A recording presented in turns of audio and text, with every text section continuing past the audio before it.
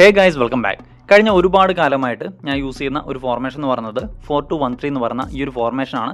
അത്യാവശ്യം മിഡിലൂടെ നല്ല രീതിയിൽ ബിൽഡപ്പും കാര്യങ്ങളൊക്കെ വരുന്ന ഒരു ഫോർമേഷനാണ്. ഇതിൻ്റെ സ്ക്വാഡ് ബിൽഡിങ്ങും റിവ്യൂവും കാര്യങ്ങളൊക്കെ നമ്മൾ ഓൾറെഡി ചെയ്തിട്ടുണ്ട്. ഒരുപാട് പേർക്ക് നല്ല റിസൾട്ടും കാര്യങ്ങളൊക്കെ കിട്ടിയിട്ടുണ്ട്. പക്ഷേങ്കിൽ എന്തുകൊണ്ട് ഈ ഒരു ഫോർമേഷൻ ഞാനിപ്പോൾ ചേഞ്ച് ആക്കേണ്ടി വന്നു എന്ന് ചോദിച്ചു കഴിഞ്ഞാൽ റീസെൻ്റ്ലി ഞാൻ സൈൻ ചെയ്ത രണ്ട് പ്ലേയേഴ്സ് കാരണമാണ്.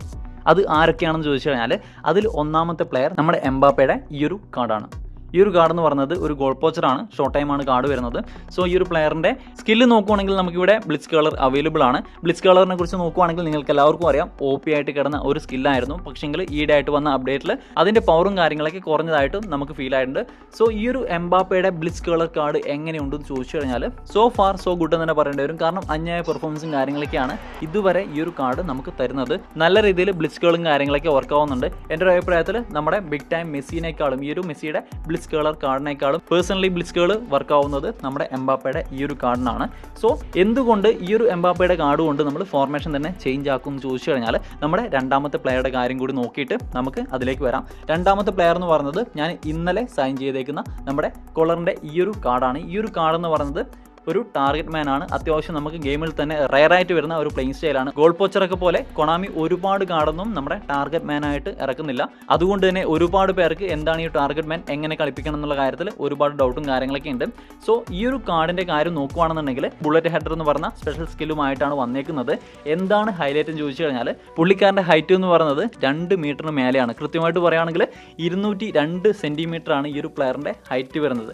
അതിൻ്റെ കൂടെ അറ്റാക്കിംഗ് അവയർനെസ് നമുക്ക് 95 കിട്ടുന്നുണ്ട്. അതുപോലെ തന്നെ ഫിനിഷിംഗ് 96, ഹെഡിങ് നോക്കാം 95 വരുന്നുണ്ട്. അതുപോലെ തന്നെ ജമ്പിങ്ങിൻ്റെ കാര്യത്തിലും അത്യാവശ്യം ഡീസൻ്റ് ആയിട്ടുള്ള ജമ്പിങ് കാര്യങ്ങളൊക്കെ 82 ജമ്പിങ്. ഫിസിക്കൽ കോൺടാക്റ്റ് ആണെങ്കിൽ 95 വരുന്നുണ്ട്. കിക്കിംഗ് പവർ 92 വരുന്നുണ്ട്. ഇതുപോലെ അന്യായ OP ആട്രിബ്യൂട്ട്സും കാര്യങ്ങളൊക്കെ കൊണ്ടാണ് നമ്മുടെ കൊള്ളറിൻ്റെ ഈ ഒരു കാർഡ് വന്നേക്കുന്നത്. അതിൻ്റെ കൂടെ ബുള്ളറ്റ് ഹെഡർ എന്ന് പറയുന്ന ഈ ഒരു സ്കില്ല് കൂടി ആയിക്കഴിഞ്ഞാൽ പിന്നെ പറയേണ്ടതില്ലല്ലോ.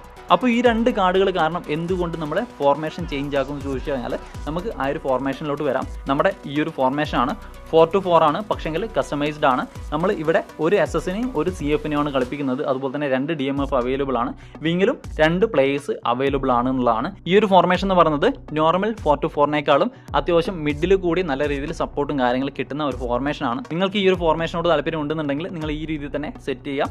സോ പറഞ്ഞു വരുന്നത് എന്തുകൊണ്ട് നമുക്ക് എംബാപ്പയുടെ കേസിലും കൊള്ളറിൻ്റെ കേസിലും ഈ ഒരു ഫോർമേഷൻ വേണമെന്ന് ചോദിച്ചു കഴിഞ്ഞാൽ ഓഫ് കോഴ്സ് നമ്മുടെ കൊള്ളറിൻ്റെ കാർഡ് നമുക്ക് CFലേക്ക് ഇടാം. അതുപോലെ തന്നെ എംബാപ്പയെ എവിടെ ഇടണമെന്ന് ചോദിച്ചു കഴിഞ്ഞാൽ നമ്മൾ ലെഫ്റ്റ് വിങ് ഫോർവേഡ് ആയിട്ടാണ് ഇടുന്നത്.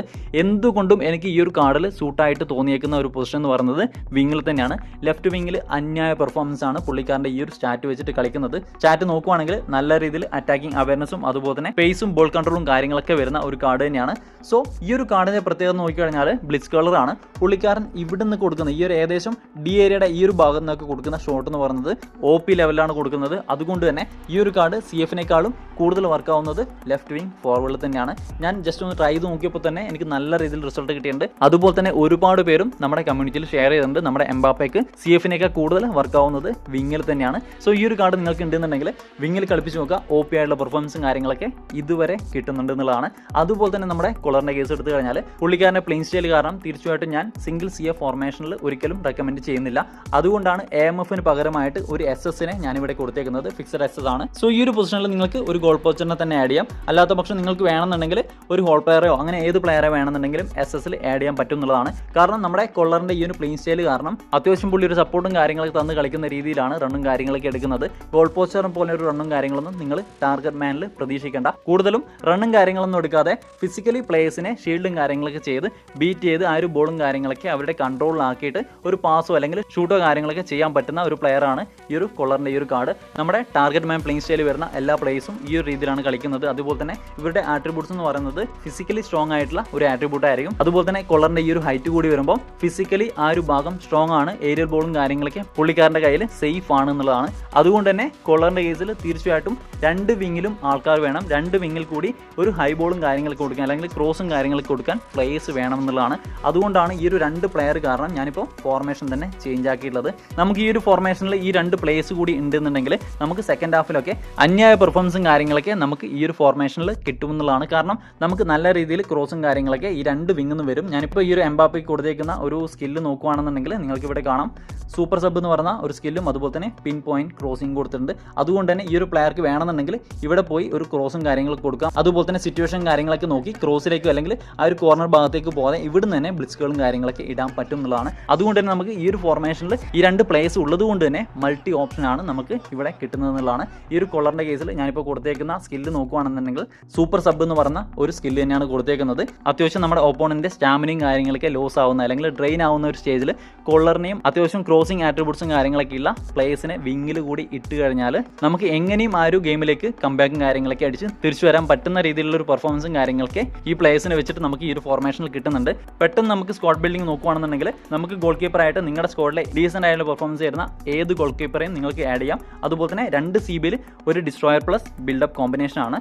അതുപോലെ തന്നെ LBയിലും RBയിലും ഞാനിപ്പോൾ ഇട്ടേക്കുന്നത് ഡിഫൻസീവ് ആയിട്ടുള്ള ഫുൾ ബാക്ക് ആണ്. ഈ ഒരു QCയുടെ പ്രത്യേകത കൊണ്ട് മാത്രമാണ് 2 ഡിഫൻസീവ് ആയിട്ടുള്ള ഫുൾ ബാക്കിനെ ഇടുന്നത്. നിങ്ങൾ ഈ ഒരു പ്ലെയറെ ഇവിടുന്ന് കട്ട് ഇൻസൈഡ് ചെയ്തിട്ട് ഇവിടുന്ന് ഷൂട്ടും കാര്യങ്ങളൊക്കെ ചെയ്യാനാണ് യൂസ് ചെയ്യുന്നുണ്ടെങ്കിൽ നിങ്ങൾക്ക് വേണമെന്നുണ്ടെങ്കിൽ ഈ ഒരു പൊസിഷനിൽ ഒരു അറ്റാക്കിംഗ് ഫുൾ ബാക്കിനെ ഇടാം. അതുകൊണ്ട് തന്നെ ഈ ഒരു പ്ലെയർ ഇങ്ങനെ ഒരു റണ്ണും കാര്യങ്ങളൊക്കെ എടുക്കുന്ന ടൈമിൽ നമ്മുടെ ഈ ഒരു LB ഈ ഒരു ഭാഗത്തേക്ക് പോവുകയും ഇവിടുന്ന് ഒരു ക്രോസും കാര്യങ്ങളൊക്കെ ഇടാനും സാധിക്കും എന്നുള്ളതാണ്. അതുകൊണ്ട് തന്നെ നിങ്ങൾക്ക് ഡീസൻ്റ് ആയിട്ടുള്ള ഒരു ഹെഡിങ് ആട്രിബ്യൂട്ട്സും കാര്യങ്ങളൊക്കെ വരുന്ന ഒരു CF ഉണ്ട്. അതുപോലെ തന്നെ വിങ്ങിലൊക്കെ കളിപ്പിക്കാൻ പറ്റുന്ന ഒരു ബ്ലിറ്റ്സ് കളറൊക്കെ ഉണ്ടെന്നുണ്ടെങ്കിൽ നിങ്ങൾക്ക് ഈ ഒരു സ്ട്രാറ്റജി ഗെയിമിൽ യൂസ് ചെയ്യാൻ പറ്റുന്നതാണ്. ഞാനിപ്പോൾ യൂസ് ചെയ്തിട്ട് നല്ല രീതിയിൽ ഇമ്പാക്റ്റും കാര്യങ്ങളൊക്കെ ഗെയിമിൽ കിട്ടുന്നുണ്ട്. അതുപോലെ തന്നെ DMFൻ്റെ കേസിൽ ഒരു ആങ്കർമാൻ മസ്റ്റാണ്. രണ്ടാമത്തെ DMFൽ അത്യാവശ്യം നല്ല രീതിയിൽ പാസിംഗ് ആട്രിബ്യൂട്ട്സും കാര്യങ്ങളൊക്കെ വരുന്ന ഒരു ബോക്സ് ടു ബോക്സ് പ്ലെയറെയാണ് ഞാൻ സജസ്റ്റ് ചെയ്യുന്നത്. ഈ ഒരു പ്ലെയറും അതുപോലെ തന്നെ നമ്മുടെ SSും കാരണമാണ് ഈ ഒരു ഫോർമേഷൻ വെച്ചിട്ട് ബാലൻസ്ഡ് ആയിട്ട് നമുക്ക് കളിക്കാൻ പറ്റുന്നതെന്നുള്ളതാണ്.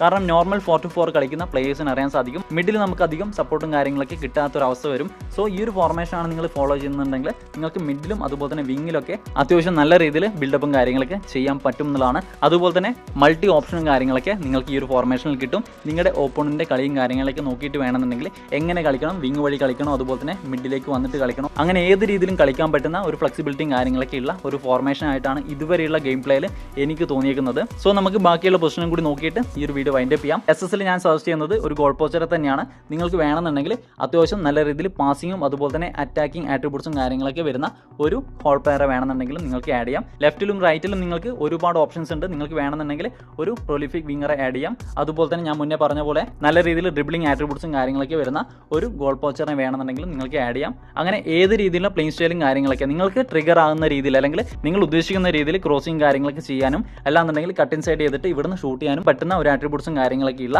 ഒരു പ്ലേയേഴ്സിനെ വേണമെന്നുണ്ടെങ്കിലും നിങ്ങൾക്ക് ആഡ് ചെയ്യാൻ പറ്റുന്നതാണ്. സോ നിങ്ങൾ ഈ ഒരു കാര്യങ്ങൾ ട്രൈ ചെയ്ത് നോക്കുക. എന്ത് കഴിഞ്ഞാലും ഡീസൻ്റ് ആയിട്ടുള്ള പെർഫോമൻസും കാര്യങ്ങളൊക്കെ നിലവിൽ തരുന്നുണ്ട്. എന്ത് കഴിഞ്ഞാലും നിങ്ങൾ യൂസ് ചെയ്തിട്ട് ഈ രീതിയിലുള്ള ഗെയിം പ്ലേയും കാര്യങ്ങളൊക്കെ ചെയ്തിട്ട് നിങ്ങളുടെ ജെന്യൂൻ ആയിട്ടുള്ള ഫീഡ്ബാക്കും കാര്യങ്ങളൊക്കെ കമൻറ്റ് ചെയ്യുക. സോ ഗൈസ് വീഡിയോ വൈൻഡപ്പ് ചെയ്യാണ്. വീഡിയോ ഇഷ്ടപ്പെട്ടാൽ ലൈക്ക്, ഷെയർ ചെയ്യുക, സബ്സ്ക്രൈബ് ചെയ്യുക. അടുത്ത വീഡിയോ കാണാം ഗൈസ്. ബൈ.